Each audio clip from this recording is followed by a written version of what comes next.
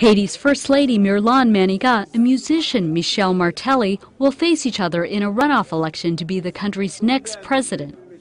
This means Jude Celestine, the ruling party's candidate, is out.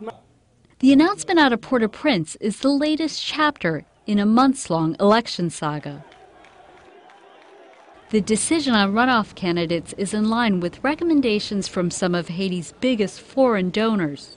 Martelly says the choice reflects the will of the people and dismissed suggestions that international pressure played any First of all, role. I don't think they have decided the political fate of Haiti.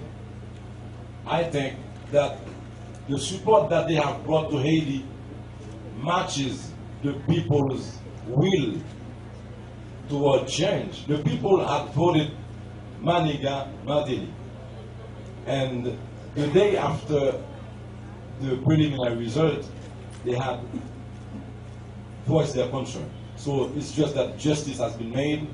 I don't think they have given us anything. We have won this battle. This is the Haitian people's battle, and this is just the beginning.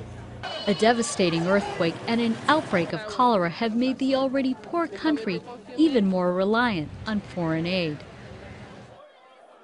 The election to decide who will replace outgoing President René Préval is set for late March.